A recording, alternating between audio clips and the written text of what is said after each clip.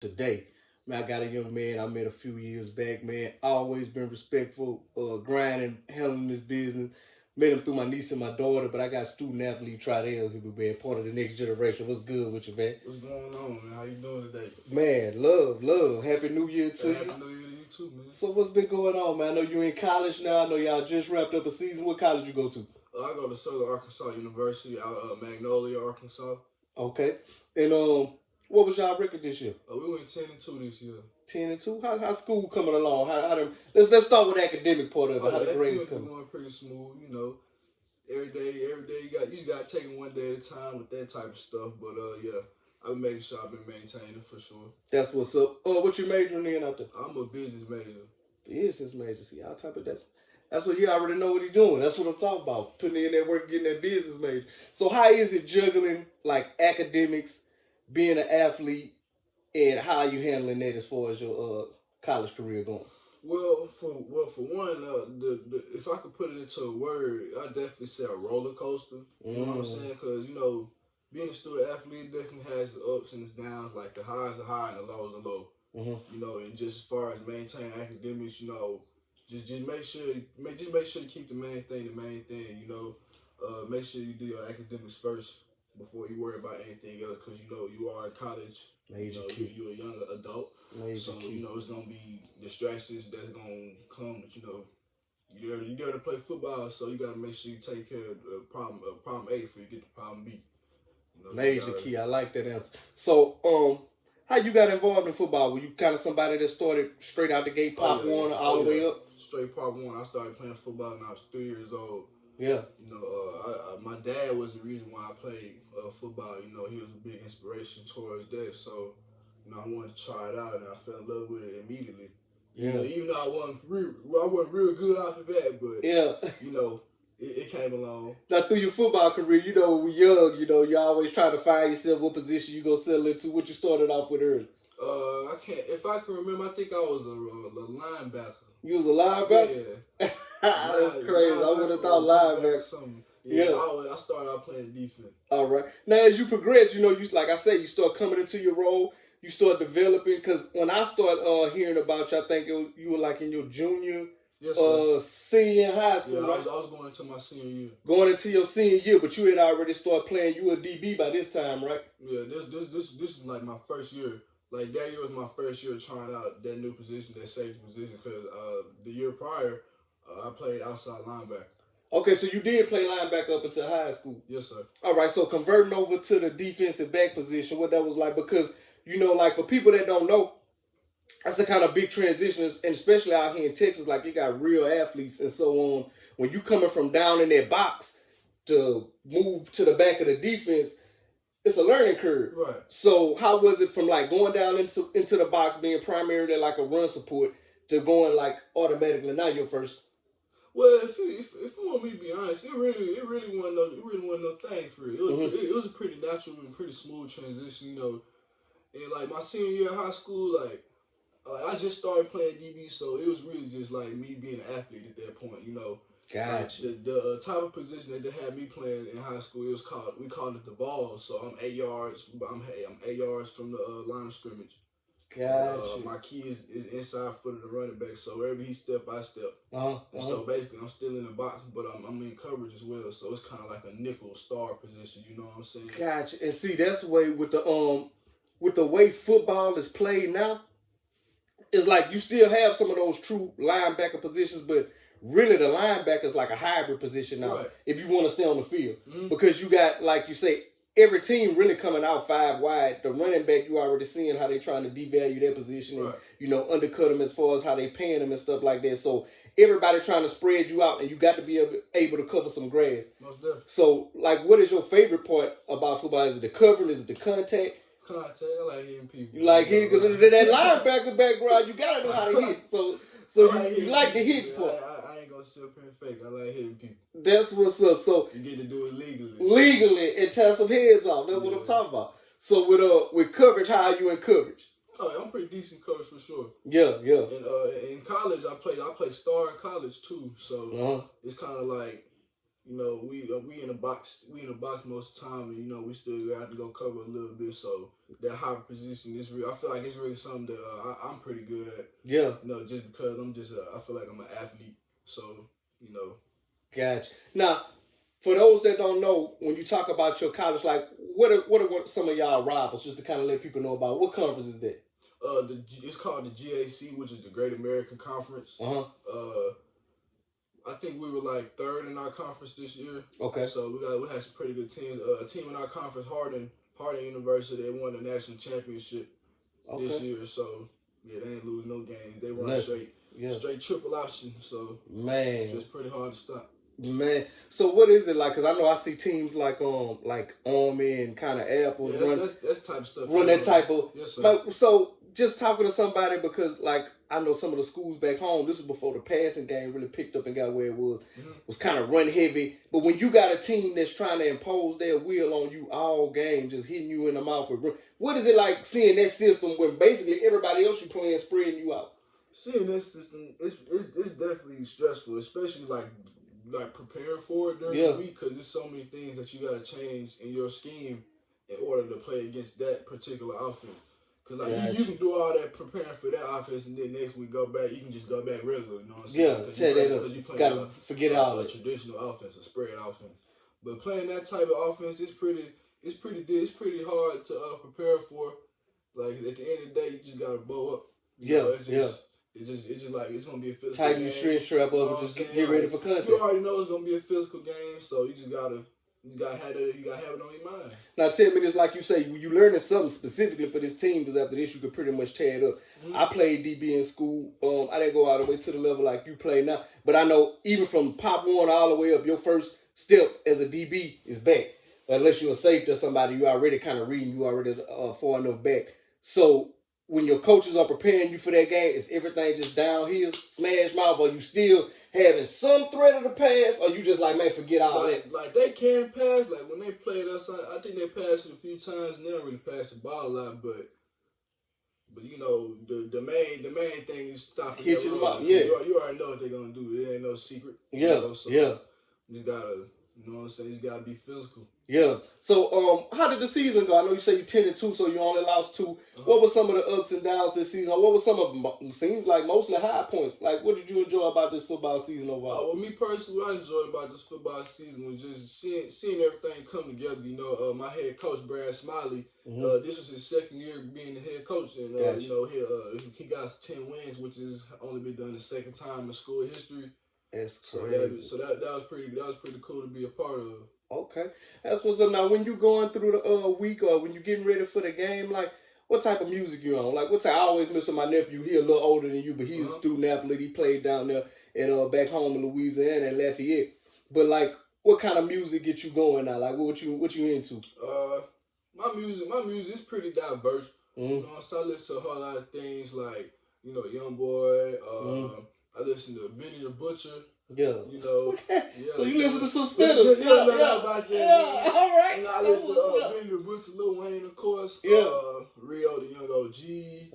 You know, and then I probably switched up, throw a little bit of slow music, you know, some old stuff. Just get your mode. You know just some calm before the storm type music. Yeah, all right. So what type of that's a good music selection, man. Something about what they expected you to say.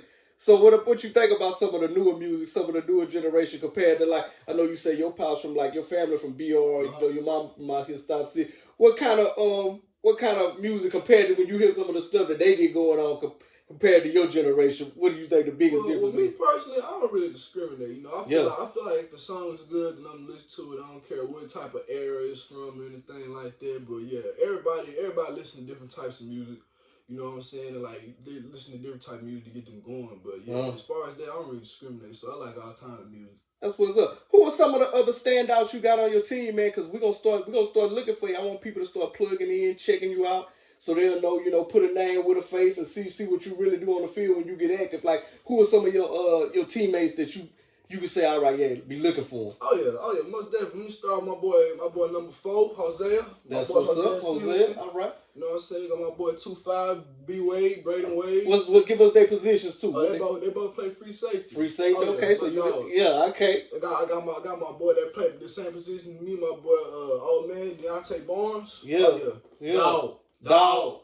You got my boy ZB, play DN. Yeah. Keys Burnett. Dog. Yeah, them all my boys though, man. All right, that's what's up, man. They finna go crazy next year. So what type of offense y'all want? What type of schemes? Because 10-2, that's a solid record. You know what I'm saying? And what bowl game you say y'all pick? It's called the Live United Bowl. Live United Bowl. Played it in Texarkana. Okay, big. So what type of offense y'all run? Our offense, it's kind of like real run heavy a little bit. We spread it out, but yeah, our offense ran through our quarterback number 1. His name is Obi. Yeah, man. Nice. Real nice, man. Run pass threat or pocket pass? Both. Okay. Oh, yeah. Kind of like Cam Newton. Oh, so he big boy. Real solid. Yeah. Towing the pill, throwing a rock, all that, man. He did it all. That's what's up, we had a running back, Jerry Scales. Best running back in the conference by far. Facts. Man, okay. I'm standing on it to this day, and plus everybody already know it. Yeah. You know what I'm saying? So the proof on the film, huh? Oh yeah, shout out to those guys for sure. That's what's up, man. Oh, so what you got in your plans for the future, like as you progress, like as far as like where do you see yourself? You gonna be staying and play? You know the transfer. What you think about the transfer portal now? That's big in college. About transfer portal?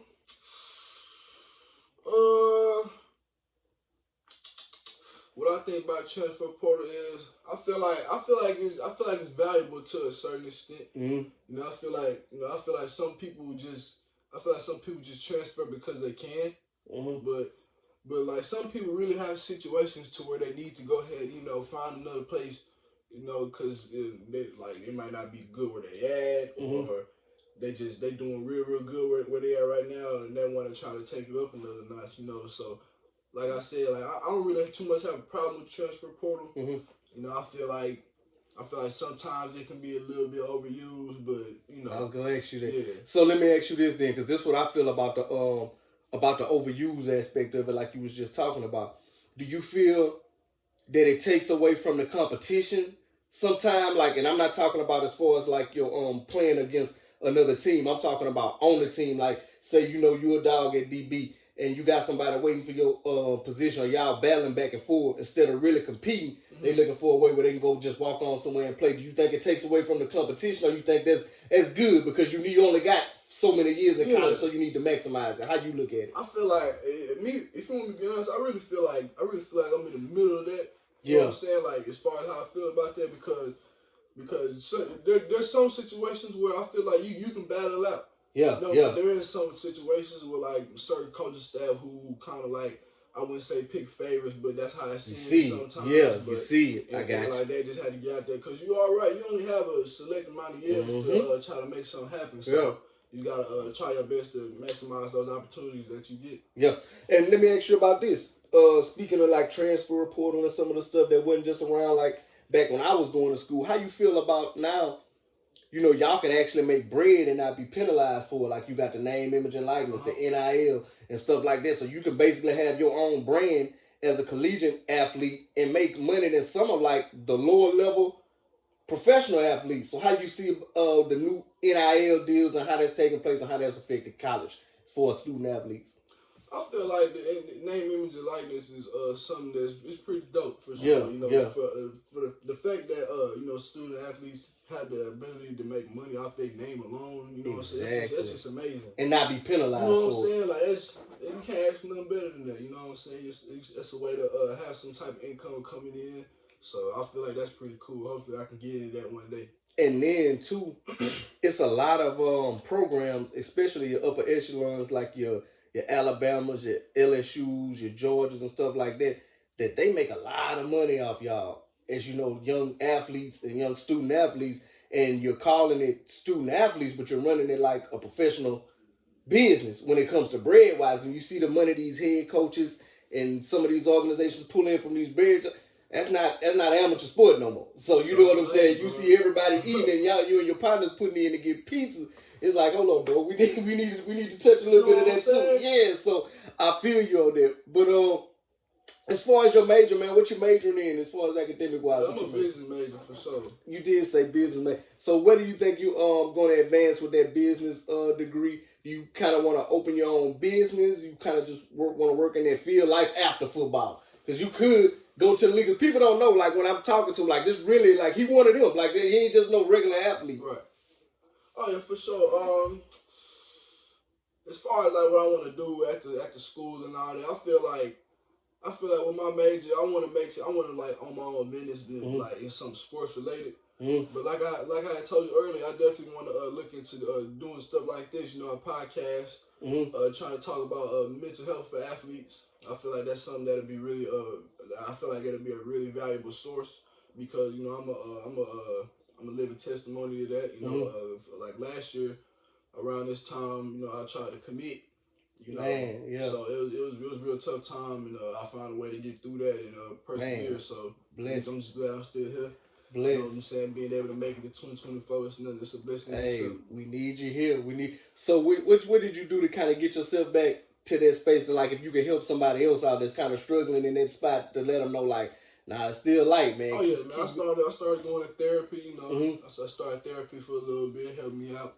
Yeah. Until I could find, you know, I was using it as a crutch until I could find a way to try to make my mental health better by myself. Yeah. So yeah, therapy is definitely something that most people should consider. You know, it doesn't. And mind you, I'm not gonna guarantee it helps. Like it doesn't help everybody, you know, but it's definitely something that you can try out and see if you like it or not. And I'm gonna say, let me commend you for that too, because in our community. It has always been like, you know, in other communities, they go and speak to therapists. And I'm going to send you, like I told you before, I got one of my partners, I grew up, he's the student mental health administrator at LSU. So I'm going to send you that one to kind of help you out there with too. But we kind of had that conversation in our community, seeking for help or talking with somebody has always been kind of frowned upon. Right. You know what I'm saying? So it hadn't been really no inviting conversation for our community. So I just want to say, I applaud you for that, man, and just going to get the help you needed and being able to tell somebody else, you know, hey, keep pushing, because I ain't gonna lie, even as an adult, life hard. And we was going, like when I lost my mom in 2019, and then when I had some health issues I was going through last year, man, it puts you in some dark places where you really have to mentally check yourself and be like, nah, man, I know I'm stronger than this, but you know, those doubts and that devil can creep in, be tapping you on your shoulder, making you feel like it's an easier way out. Like my dad used to always tell me, man, my dad's he just retired preaching back home in Louisiana, but don't make permanent decisions for temporary problems. Right. So that was one of the things I really had to tap into myself and just really tap into all the words of encouragement I had got over the years, because it got hard. Like when you lose somebody that brought you into the world and it's sudden and unexpected, like what I had to go through was like I just talked to my mom. She had just left choir rehearsal. And then, boom, it went from that to I ain't got no mama no more.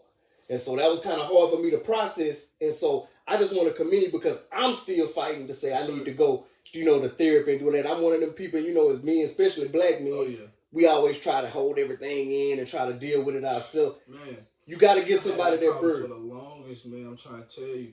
And like I swear, like somebody can tell you, like, all you gotta do is ask for help, but it's not that simple. Exactly. Like asking for help was like one of the hardest things I had to do. Just trying to help, like, cause I always wanted to hold all that in, especially cause I didn't want nobody to see me like that. You know what I'm saying? So for me to find the strength to go ahead and ask for help, I was really proud of myself for that, for sure. Man, that's amazing. Had I not asked for help, I don't know where things could have went. So I definitely, you know. That's major. Definitely glad I did that. Major, because like another thing I always tell people, you know, in our community too, we bad, and I know you probably heard it growing up. Little boy crying, man, shut up, toughen up. You know what I'm saying? Hold your emotions in. So we're taught, we're conditioned from the time we come out the womb to the time they put us in the ground as black men. Be tougher than that. Oh yeah. Hold your emotions. Don't let nobody see you cry. Don't fold. Stand on business. The type of stuff we program with every year, which in certain circumstances in the jungle and the environment we put in is good, but we have to learn that line to be vulnerable too. Yes, and just you showing the willingness to go out there and ask for help and be vulnerable, because that's what that is. And people don't know it takes a lot more strength to be vulnerable than it does to just, you know, take the cop out route. And some people problems you feel so overcome by it that it just feels easier.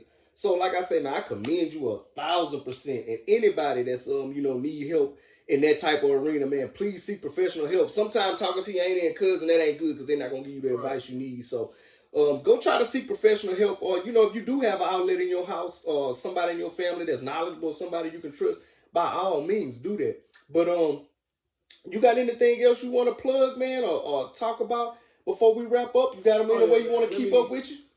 Let me just piggyback on mental health, just for all the athletes out there that's dealing with that type of stuff, man. Trust me, bro. You're not alone in this situation. Exactly. Like I said, I'm a living testimony. So just just find that vessel, or you can go and ask for help. No matter how hard it is, and I know it's gonna be hard, but trust me, you'll definitely be grateful for it. It'll definitely pay off. Especially when you have a great support system.